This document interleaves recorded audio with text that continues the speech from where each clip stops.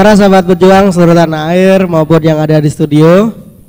Baik, sebelum saya lanjutkan dengan narasumber kita yang luar biasa yang memberikan banyak pencerahan dan inspirasi terkait dengan ekonomi secara global. Tapi kita pahaminya cukup sederhana gitu ya. Kita lihat dulu beberapa foto-foto yang sudah masuk. Ini mana ini Mas? Ini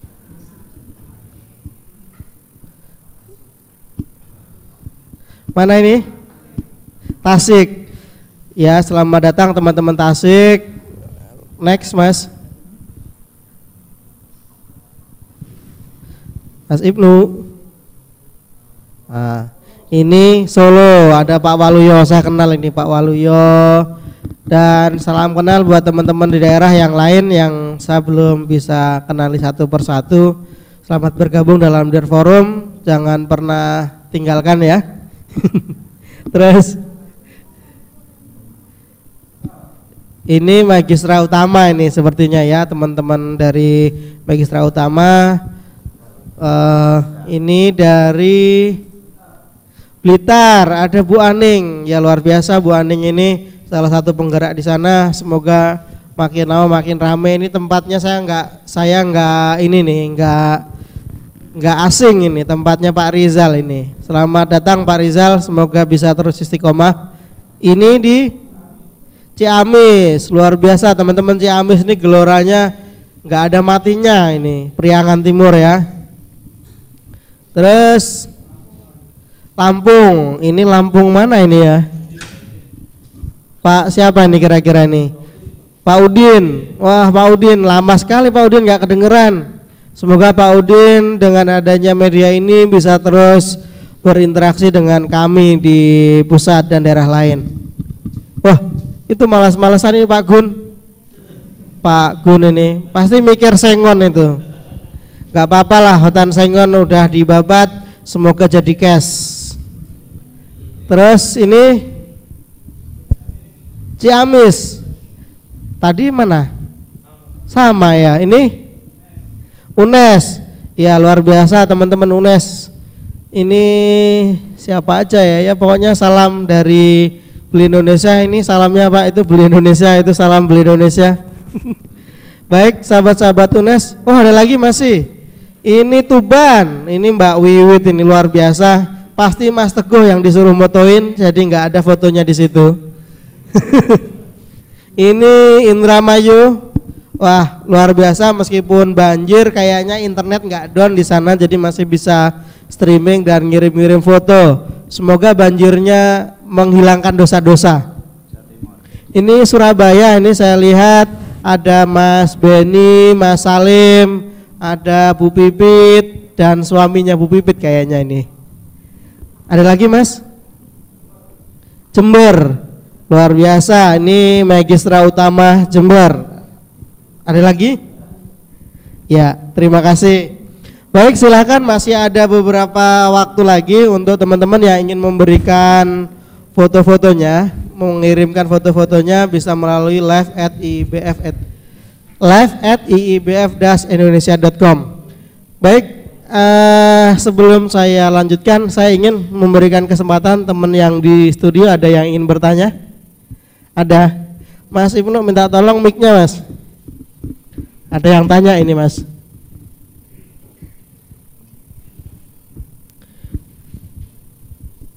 Silahkan duduk di situ, nggak apa-apa Mas. Suara-suara yang datang. Assalamualaikum warahmatullahi wabarakatuh. Waalaikumsalam. Terima kasih atas kesempatannya, sangat menarik. Tadi dari beberapa pembicaraan Pak Burhan menyampaikan tentang strategi beberapa negara, Jepang yang memerintahkan pengusahanya untuk di luar negeri. Nah, tadi juga disinggung tentang kita yang kira-kira punya duit semuanya, termasuk uangnya Pak Happy itu sekitar 2.500 triliun ya Pak. Ini menarik karena saya baca di internet ini seorang terkaya di dunia 11 itu Li Ka-sheng dari Cina itu 34,6 billion dia Pak. Nah yang jadi pertanyaan saya ini korelasi pengusaha di Indonesia ini kurang terdengar karena 10 besar atau 20 besar tidak ada pengusaha Indonesia yang ada di Forbes, versi Forbes. Akankah membantu itu jika ada pengusaha Indonesia yang punya uang, misal ini udah jelas lebih kaya Likaseng nih Pak, dari APBN Indonesia cuma 1.985 triliun, sedangkan dia 34,6 billion, ini dari pusakarakyat.com. Nah, jadi saya ulangi lagi pertanyaan, apakah itu akan membantu? Yang pertama itu, dan apakah itu membantu? Kita tahu juga ada pengusaha-pengusaha Indonesia yang internet itu dia di uangnya di Bitcoin atau di apa tuh yang sistem pembayaran di internet itu kan dia harus dicairkan di Indonesia. Apakah itu membantu juga Pak untuk segera mencairkan? Mungkin jumlahnya tidak terlalu banyak, mungkin hanya puluhan atau ratusan ribu paling banyak ya, puluhan ribu paling ya. Apa itu juga membantu? Yang pertama itu pertanyaan saya. Terus yang kedua, saya pernah baca juga tentang redenominasi. Kita sedih sekali waktu kemarin kalau keluar negeri ya, saya sama Pak Ebi kemarin sempat umroh bareng, itu yang tuker antri di situ uang rupiah kita saya sampai 1, sekian juta gitu kan. Kalau buat orang lain kan di sebelah saya yang satuannya dia hanya 100, uangnya dia kita 100.000, nolnya kebanyakan. Nah, apa itu akan membantu juga Pak terhadap kepercayaan diri pengusaha terhadap ekonomi? Demikian, terima kasih. Baik, terima kasih. Sebelum saya persilakan untuk jawab, masih ada satu lagi tadi saya dengar dari teman-teman UNES ingin bertanya. Sudah connect belum Pak Lulu? Halo? Sudah connect belum Pak Lulu? Oke, connect Mas. Halo Mas Agung. Halo. Baik, silakan Mas bertanya. Oh sudah. Halo, assalamualaikum warahmatullahi wabarakatuh. Waalaikumsalam. Oke, assalamualaikum warahmatullahi wabarakatuh. Langsung Mas, silakan. Salam Pak.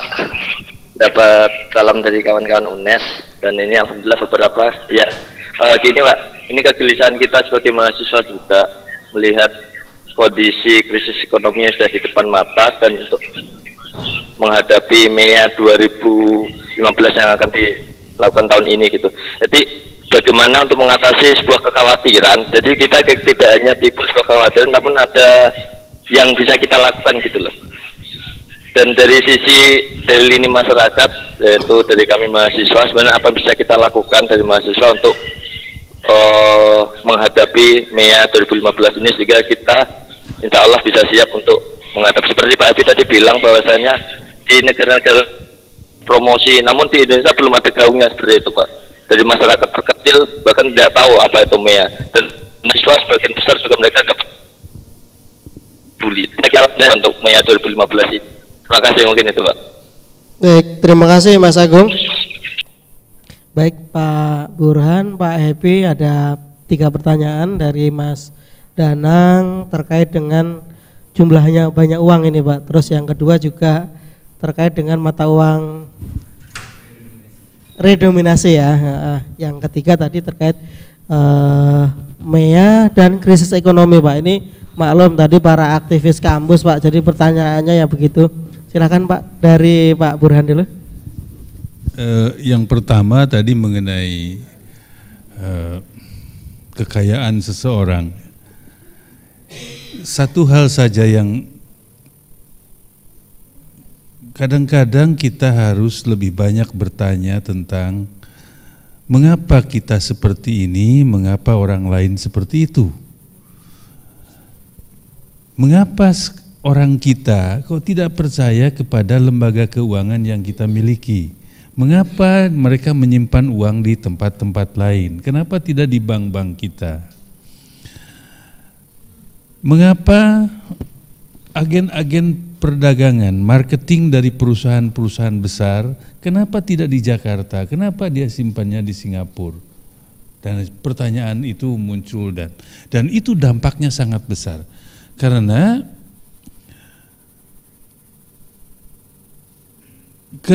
terbatasnya uang masuk ke dalam negeri kita itu karena terjadinya transfer pricing yang merajalela. di dalam perusahaan dengan teman perusahaannya di luar.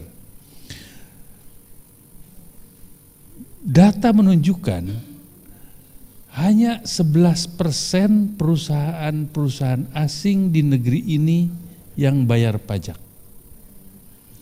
Yang lainnya tidak bayar pajak karena rugi. Tetapi rugi tetap terus-terusan. Puluhan Hidup tahun terus. lagi, Pak. Dan itu perusahaan asing. Perusahaan asing itu, Pak. Perusahaan asing. Pertanyaan yang kedua, mengapa perusahaan-perusahaan konglomerasi di kita itu untungnya kecil? Ada saya tidak usah menyebut perusahaannya, tapi ada perusahaan yang besar, untungnya hanya 2,5% dari sebuah industri yang dia kuasai, hampir barangkali dia mayoritas lah di negeri ini. Ya karena itu, karena dia menjual melalui perusahaannya yang berada di tempat lain dengan harga yang murah, sementara dia mengimport dari perusahaan dia sendiri dengan harga yang mahal. Dia mengalihkan keuntungannya bukan ke dalam negeri, tetapi kepada negara yang lain, yang perpajakannya di situ dibandingkan dengan di kita lebih transparan, lebih murah dan sebagainya. Jadi ada berbagai hal administratif yang sebetulnya kita bisa perbaiki untuk supaya suplai dolar ke dalam negeri itu menjadi tambah banyak. Persoalan itu persoalan yang menahun dari dulu sampai sekarang dan kelihatannya belum ada tanda-tanda akan bisa diselesaikan. Dulu di awal krisis, beberapa tahun pada waktu kita menyelesaikan krisis, itu dipersyaratkan kepada perusahaan-perusahaan konglomerasi untuk punya perusahaan pemasarannya di sini. Dan pada pindah waktu itu ke sini karena memang diharuskan. Tetapi kemudian sekarang mereka pindah lagi ke sana. Itu satu mengenai mengapa uang kita kecil dan orang yang punya uang di negeri ini juga tidak di sini tadi kan uangnya, tetapi di tempat lain sehingga tidak bisa kita manfaatkan. Kemudian yang kedua mengenai redenominasi. Redenominasi itu program pada waktu zaman saya masih gubernur waktu itu. Saya melihat bahwa masyarakat sudah melakukan redenominasi. Jadi kita itu hanya ingin ikut masyarakat saja. Sekarang Anda datanglah ke tukang bakso. Harga bakso di situ 32 tanpa nol belakangnya. Jadi masyarakat sudah tahu ini nol yang belakang itu udah gak ada gunanya. Jadi kita jangan mencintai nol. Saya setuju Pak, saya setuju. Kenapa?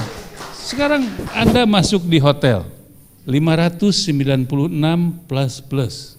Kan semua tahu itu 566 ribu kan, ribu itu 03 itu udah nggak ada gunanya. Karena itu maka saya mencanangkan untuk melakukan redenominasi. Kita bahkan mengirim tim ke Turki karena Turki yang paling sukses mengenai itu, dia menghilangkan 6 sekaligus, ya.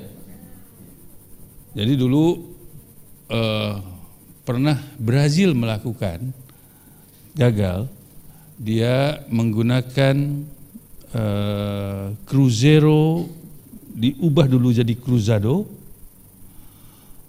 dan tetapi kemudian tidak berhasil karena dukungan politik, dukungan sistem tidak begitu dan waktu terlalu mepet. Saya secara bercanda sering mengatakan jangan-jangan rupiah untuk sementara diganti dengan ropiah dulu barangkali. Ya, tetapi dengan dukungan sistem yang kuat. Di Turki itu kan lira ya, Turkish lira. Dia menuliskan 3 tahun pertama 1 juta itu menjadi 1 lira. 1 juta lira menjadi 1 lira. Ditulis 1 lira baru. Ada kata barunya. Dan beredar dengan uang yang lain, sama dengan yang biasa, dengan uang lama. Dua-duanya berlaku. Secara pelan-pelan yang nolnya banyak itu ditarik. Kemudian yang tinggal yang ini, yang pakai kata baru itu. Kemudian yang kata baru itu kemudian diganti juga dengan yang angka 1. Beredar sama-sama. Dan butuh waktu 5 tahun untuk transisi itu, untuk membiasakan itu. Saya kira kita haruslah membiasakan itu karena manfaatnya sangat besar. Bukan saja digitnya itu berkurang di komputer kita kan, apalagi kalkulator yang dulu kita beli udah nggak masuk digitnya, ya, sehingga itu perlu sekali dilakukan. Translate dari bahasa Inggris ke Indonesianya juga jadi bingung, Pak. Makanya banyaklah manfaatnya. Pertanyaan yang ketiga tadi mengenai masyarakat ekonomi ASEAN dan krisis depan mata, Pak. ASEAN dan krisis depan mata. Begini, saya barangkali 3 tahun yang lalu saya pergi ke Chiang Rai, diundang teman untuk semacam reuni lah di sana. Teman saya di Chiang Rai itu cerita bahwa di sini banyak kursus bahasa Indonesia, bahasa Vietnam. Yang kursus adalah para lawyer, para akuntan, para dokter dan sebagainya. Sebab kenapa? Ya kan untuk itu ASEAN Economic Community. Di sini nggak dengar saya ada kursus bahasa Myanmar gitu, atau kursus bahasa Vietnam. Dan setiap seminar tentang masyarakat ekonomi ASEAN yang saya hadiri selalu mengatakan bahwa kita tidak siap, kita pesimis, kita apa. Jadi memang harus dipersiapkan. Tetapi kalau mahasiswa persiapannya ya belajar yang baik lah. Ya, itu udah pasti. Ya, Pak. Ya. Bukan demo nih, Pak. Bukan demo, belajar yang baik karena tidak semua masalah bisa diselesaikan dengan demo. Ada masalah yang tidak bisa diselesaikan dengan demo dan harus dengan belajar. Dan yang kedua barangkali proses sertifikasi. Itu yang harus dilakukan oleh pemerintah. Tukang cukur kita harus dikasih sertifikat. Jangan sampai tukang cukur dari Myanmar nanti datang. Nanti orang Garut kan tersingkir tuh. Jadi saudara-saudara saya yang dari Garut kan gimana tuh? Itu banyak hal yang bisa dilakukan sebetulnya untuk sampai ke sana. Tapi apakah itu sudah kasib sekarang, sudah telat? Ya saya kira mungkin lebih baik kita mempersiapkan daripada tidak sama sekali. Daripada tidak sama sekali ya, Pak. Ya. Baik, Pak Happy, mungkin ada dari tadi pertanyaan. Iya, jadi kalau bicara tentang peranan pengusaha tadi ya, seberapa signifikan? Saya meyakini dalam era ekonomi saat ini, skenario ekonomi saat ini itu sangat ditentukan oleh sektor swasta. Artinya begini, sebuah negara dengan sektor swasta yang kuat itu menjadi negara yang kuat. Tetapi dengan sektor swasta yang lemah itu menjadi yang lemah. Artinya tidak bisa dilepaskan dari peranan swasta dalam membangun. Mungkin kalau zaman dulu ya seperti Cina sendiri, Pak, gitu kan semua sampai warung-warung kecil aja milik pemerintah gitu. Sekarang udah nggak ada lagi yang model begitu. Sekarang ya kita lah gitu.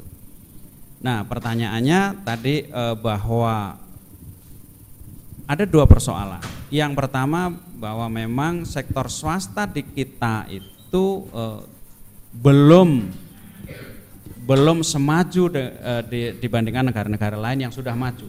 Jadi kalau tadi pertanyaannya, kenapa sih bangsa lain itu bisa meraih kejayaan sementara kita terus gitu susah gitu. Salah satunya tidak bertumbuh sektor swasta. Anda tahu jumlah pengusaha di Indonesia itu sangat sedikit gitu. Ya, sangat sedikit. Ada seorang sosiolog itu mengatakan untuk mencapai kemakmuran, kesejahteraan itu dibutuhkan 2% dari penduduk. Nah Indonesia itu baru 0,28%. Dari situ saja ini sudah bisa kita lihat. Apalagi gitu ya.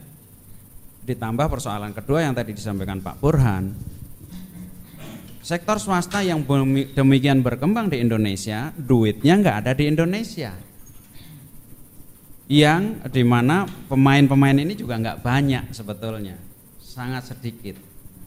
Saya setuju bahwa ada transfer pricing gitu. Jadi kalau ada jual beli perusahaan di sini, Itu 80% itu pembayaran itu ada di luar negeri, di Hong Kong kalau nggak di Singapura. Kenapa? Karena pajaknya nggak ada gitu, duitnya ada di sana gitu. Mereka siapkan, bahkan perusahaan-perusahaan Indonesia yang ada di sana gitu.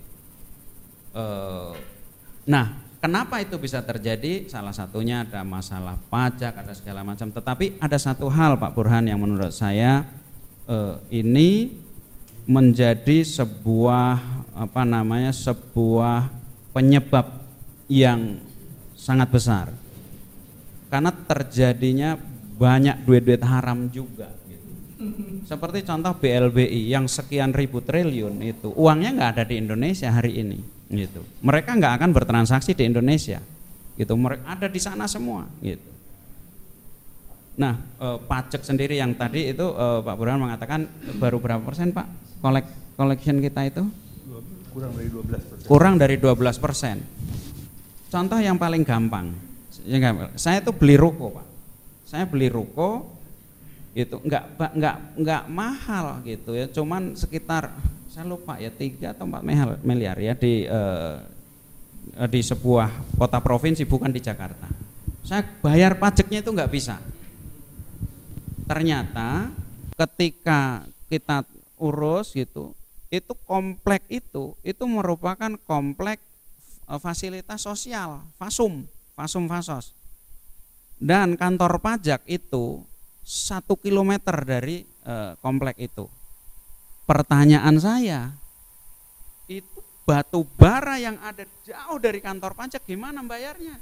Gitu. Lah ruko aja nggak ada pajaknya gitu, jual beli susah gitu pokoknya. Gitu. Ini sebuah gambaran. Jadi ada masalah-masalah hukum gitu, ada masalah-masalah fraud, ada masalah-masalah uang haram yang di Indonesia itu tercipta dan terjadi itu luar biasa besarnya. Itu menurut saya. Nah, tetapi kembali kepada pertanyaan, apakah pengusaha harus dibangkitkan? Pengusaha nggak bisa nggak. Kalau Indonesia mau dibangun, pengusaha itu harus dibikin hebat gitu. Semakin banyak orang-orang seperti kalian gitu. Kalian kan nggak tahu transfer pricing ya kan? Itu jualan aja susah apalagi. Pak, gitu, wah, udah nggak usah mikirin Hong Kong. Pak, kalau di luar negeri apa terjadi itu Pak? Apakah hanya terjadi di Indonesia? Transfer pricing itu? Saya bicara dengan satu pengusaha ya, saya bicara dengan seorang partner gitu. Tidak, jadi orang itu gitu ketika di negaranya itu baik, itu yang saya heran. Jadi ketika kita bicara tentang skenario itu orang Indonesia itu mensarankan ada transfer pricing. Satu pengusaha dari asing itu dia bilang gini, saya kan pengen investasi di Indonesia. Tentu pemerintah Indonesia ingin lihat uangnya itu masuk, uangnya berputar. Itu cukup mengagetkan saya. Artinya orang itu tertib di negaranya, ketika di sini itu nggak tertib gitu. Karena seperti Freeport kan pernah digugat juga di Amerika kan gitu. Karena di sana itu nggak boleh nyuap dan sebagainya, di sini nyuap juga gitu. Sama seperti kalian itu ya, di sini itu lampu merah ditabrakin, tapi begitu di Singapura ya tertib kok, itu loh heran saya. Ya, artinya, jadi ada satu kasus itu kan Pak? Ada sebuah pembangunan karakter ya yang harus dilakukan oleh bangsa Indonesia, di mana KPK itu biar jalan gitu, jangan dikriminalisasi gitu kan. Gitu. Nah, banyak hal lah. Nah, kemudian yang kedua pertanyaan tentang rupiah, nilai tukar. Saya setuju dengan Pak Burhan bahwa kita nggak usah terobsesi dengan nol gitu ya. Jadi di Turki itu kan orang menghargai yang 3 lira baru dengan 3 juta lira baru. Jadi kalau dia jualan pakaian gitu, di situ ditulis itu harga 16 juta atau 16 baru. Itu sama-sama dihargai nilainya. Tetapi di Indonesia persoalannya sebetulnya ada yang tadi kita bicarakan dengan Pak Burhan. Ada di kemerosotan nilai. Sehingga kalau Anda itu ke Malaysia dan di situ ada money changer, Anda ditawarin di situ. Yen nilainya sekian, US dollar sekian, Singapura sekian, kalau perlu lira, semua baht ada. Rupiah nggak ditulis di situ. Gitu. Ini menurut saya itu sebuah penghinaan, tetapi pantas juga dihina gitu kan. Gitu kan susah juga. Nah, saya rasa tadi saya bicara off air dengan Pak Burhan, kita ini sebenarnya dikerjain gitu. Di Indonesia perbankan kita nggak sempat bahas ya. Perbankan itu bisa luar biasa, dari luar masuk ya. Dari luar masuk sampai 99%. Indonesia mau masuk ke Malaysia aja udah susah minta ampun. Jadi ada sebuah tingkat kecerdasan berpikir yang bangsa Indonesia, kita barang-barang itu harus kita upgrade gitu. Jadi tidak semata-mata terjadi karena pasar, tetapi memang ada sesuatu yang mendorong kita tuh dibodoh-bodohin. Sejak reformasi itu saya sering berdiskusi dengan teman-teman itu bahwa kita nggak menyadari undang-undang dasar kita sudah berubah. Ada 70 undang-undang yang sudah berubah dan tidak memihak kepada kita. Tadi beliau sampaikan kenapa bisa terjadi, karena undang-undangnya begitu. Kenapa undang-undangnya begitu? Karena ada invisible hand gitu. Nah, makanya tadi pertanyaan ketiga, masyarakat ekonomi ASEAN gitu, anak mahasiswa. Ya, jadi ada dua saran saya. Yang pertama, kuasai pasar dalam negeri. Kenapa? Dalam bahasa lain gini, kita penuhi diri kita dengan barang-barang kita sendiri. Tidak usah tergantung dengan lain. Makin lama makin harus lebih banyak. Masa sih kalian nggak bisa bikin air minum gitu? Air minum sekarang asing gitu kan? Masa kalian nggak bisa bikin baju? Kenapa mesti impor? Masa kalian nggak bisa sepatu? Alroji apa Alroji namanya? Alroji. Iya. Itu di Indonesia tuh nggak ada bikin sama sekali. Handphone itu nggak ada bikin sama sekali. Padahal di Cina itu saya sering lihat orang-orang itu beli handphone itu di pinggir jalan. Kenapa? Karena itu bikinan Cina sendiri gitu. Jadi mereka menggunakan produk yang mereka ciptakan sendiri. Itu untuk mengantisipasi MEA gitu. Dan yang kedua, kalau krisis benar-benar terjadi gitu.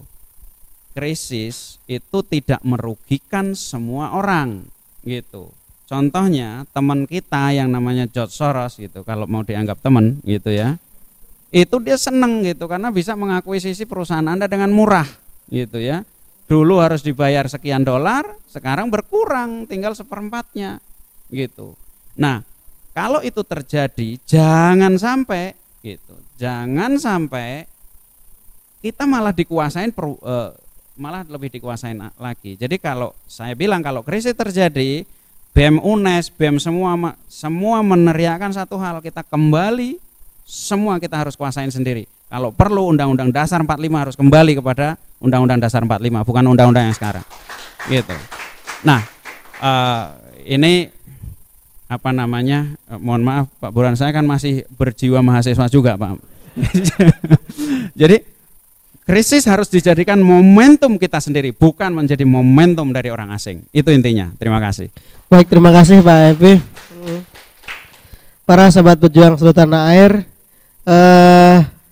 satu lagi ada pertanyaan dari Kediri. Halo, assalamualaikum. Waalaikumsalam warahmatullahi wabarakatuh. Apa kabar Mas Andi?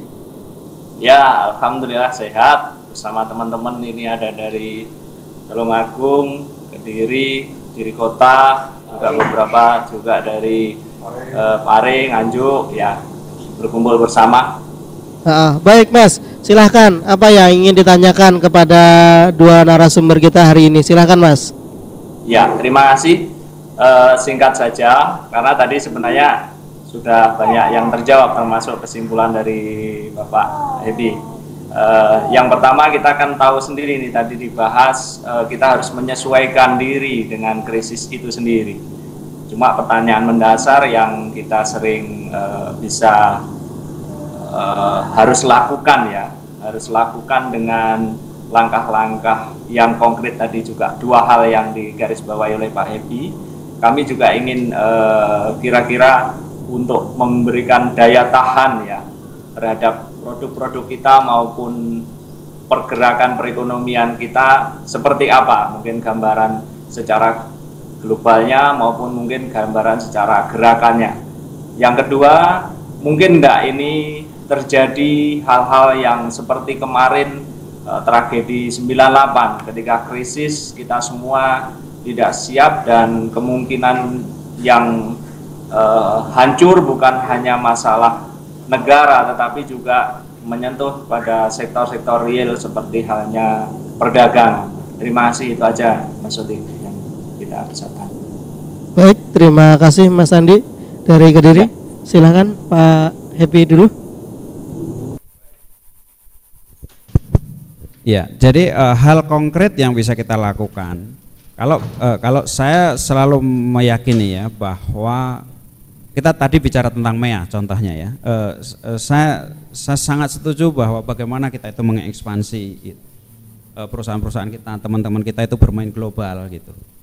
Seperti saya tadi cerita Pak Burhan bahwa di Malaysia, di Singapura itu bank-bank yang sudah mulai masuk di Indonesia itu mereka mengkampanyekan Think New ASEAN, Think ASEAN gitu.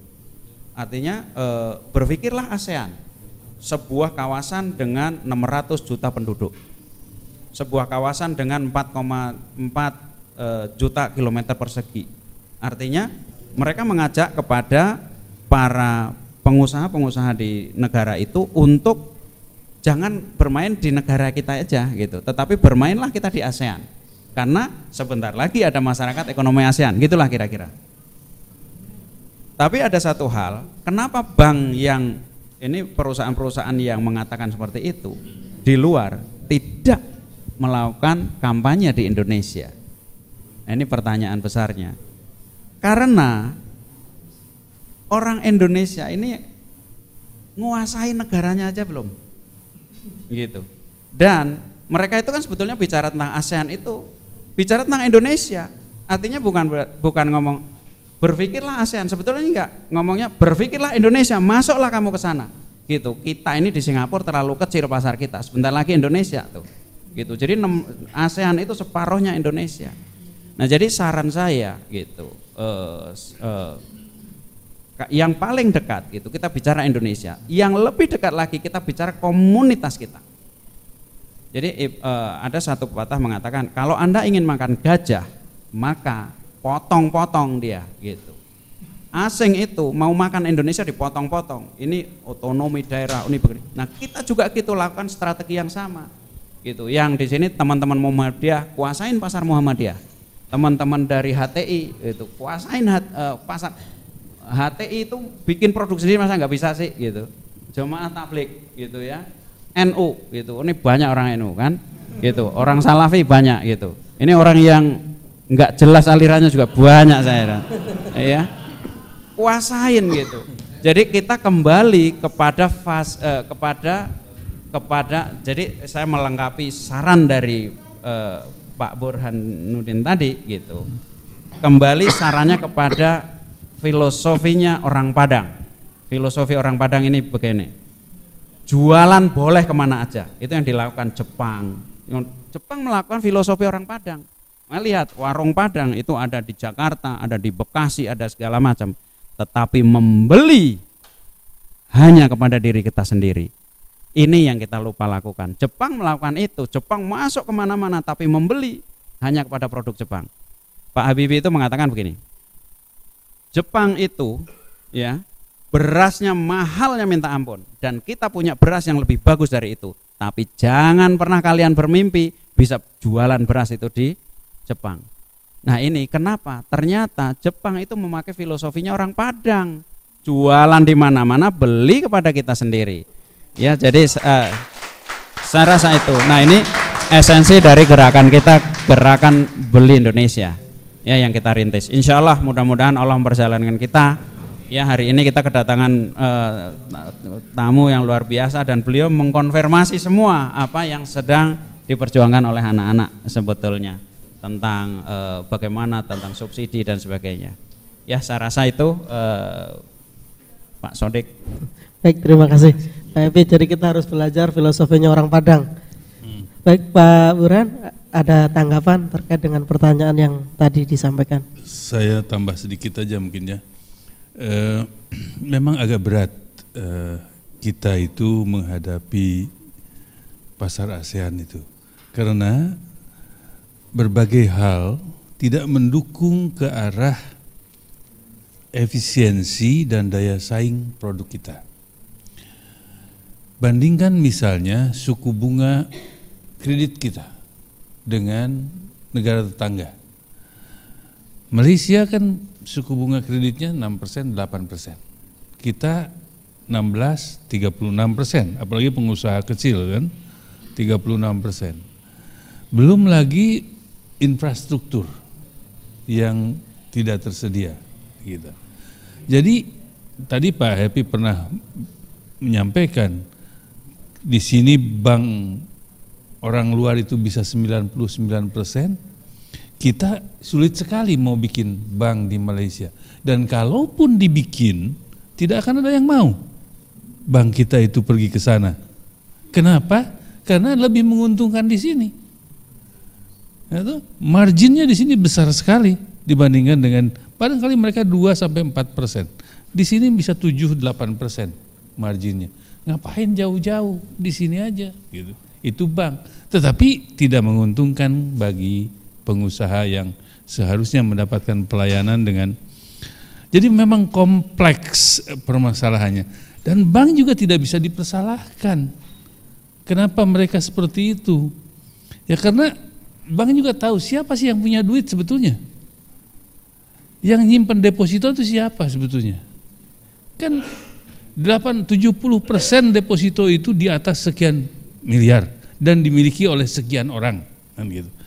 Ini yang jutaan itu kan kecil-kecil yang tidak punya bargaining position.